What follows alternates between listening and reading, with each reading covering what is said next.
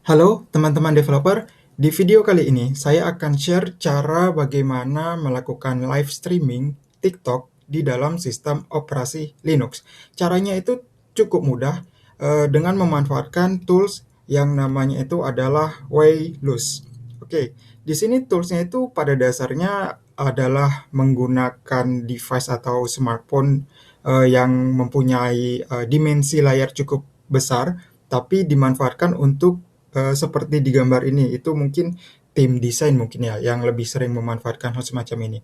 Tapi di satu sisi saya berpikir, daripada kita screen, handphone kita atau device kita ke komputer, kenapa tidak sebaliknya? Kan seperti itu, harusnya bisa. Dan di sini saya menggunakan tools ini, itu ternyata bisa, seperti itu.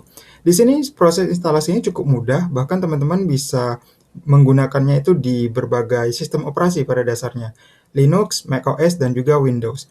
Karena saya menggunakan Linux, jadinya saya langsung ke bagian Linux ini. Di sini saya sudah menggunakan yang ini ya, pre-built binary yang di sini. Jadi teman-teman silahkan tentukan sendiri package yang mana mau teman-teman gunakan, apakah itu build from source atau menggunakan binary. Dan juga untuk di sini langkah-langkahnya cukup mudah untuk dipahami, jadi teman-teman bisa langsung baca di halaman dokumentasi ini. Nanti saya akan sertakan link Waylus ini di dalam deskripsi video, oke? Dan tentunya nanti teman-teman harusnya sih sudah mengerti bagaimana cara menghubungkan device ke Linux begitu ya. Mungkin bisa menggunakan dengan ADB begitu, Android Debug Bridge. Dan di sini saya menggunakan SCRCPY, videonya juga udah ada sebelumnya di channel ini. Nanti teman-teman bisa lihat. Di sini saya sudah running. Oke, sebagai sampel TikTok, ini saya akan coba menggunakannya. Di sini dimisalkan untuk pengoperasiannya itu adalah live begini ya. Nah, di live ini kita manfaatkan bagian yang mobile gaming. Karena dengan mobile gaming ini kita akan mendapatkan overlay di layar kita. Dan penggunaan Waylus sendiri itu cukup mudah. Silahkan teman-teman download dulu untuk file Waylusnya atau aplikasi Waylusnya. Setelah di-download, nanti teman-teman open begitu, dijalankan. Maka sebentar, ini Waylusnya tidak bisa di-execute. Kenapa tidak bisa di-execute? Sebentar, coba saya lihat dulu. Di sini Waylus di dalam bin. Oke, Waylus. Oh sorry, salah. Ini maaf saya yang salah. Baik, seperti ini tampilannya. Jadi di sini teman-teman akan mendapatkan model tampilan dari Waylus itu seperti ini, lebih kurang. Dan di sini teman-teman tentukan akses code yang ingin teman-teman gunakan. Misalnya itu saya pakai 112233, semisal. Kemudian bind address-nya bisa ditentukan sendiri atau menggunakan default, dan port dan WebSocket-nya juga. Kalau teman-teman ingin menggunakan hardware acceleration, silahkan tentukan pilihannya di sini. Tapi dalam kasus ini saya abaikan. Kemudian saya langsung tekan start. Nah, di sini kita bahkan bisa menggunakan QR code. Kita scan ini akan langsung kita bisa akses. Atau dengan cara manual, kita akan akses dia di sini. Oke, di sini adalah portnya 1701. Begitu juga dengan IP address-nya. Kita akan pindahkan di sini. Oke, jadi saya aksesnya itu menggunakan browser.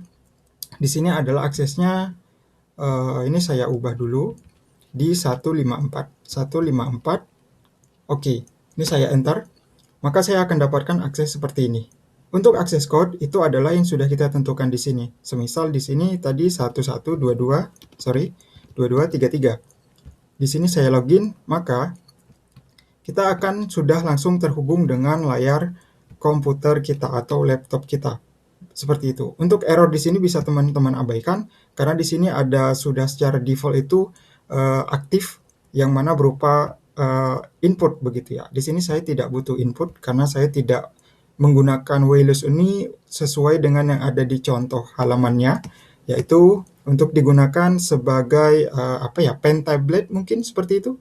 Tapi dalam kasus ini kita tidak menggunakannya, jadi error tersebut bisa diabaikan. Kalaupun memang teman-teman ingin menggunakannya sama seperti yang ada di sampel di halaman dokumentasinya, silakan teman-teman baca di bagian dokumentasi ini untuk bagaimana cara menangani error lib input tersebut.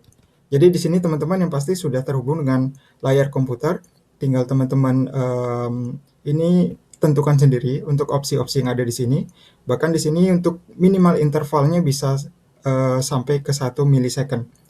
Lalu sampai di sini kita sudah berhasil screen mirroring layar laptop kita atau PC kita ke handphone seperti itu. Dengan cara inilah saya melakukan stream TikTok melalui handphone, tapi memirror layar desktop ataupun laptop itu ke device smartphone seperti itu.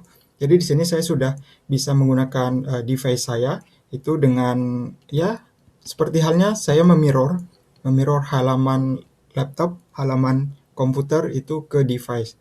Dan di sini nanti ketika kita sudah live stream, maka akan ada overlay dari aplikasi TikTok tersebut, tinggal kita jalankan saja. Cukup mudah seperti itu. Jadi seperti inilah cara untuk melakukan live stream di TikTok melalui sistem operasi Linux. Karena kita tahu sistem operasi Linux belum didukung dengan aplikasi pihak ketiga sampai saat ini. Mungkin nanti ke depannya sudah ada. Seperti itu. Jadi silakan teman-teman coba sendiri cara ini. Semoga berhasil dan sampai ketemu lagi di video yang lainnya.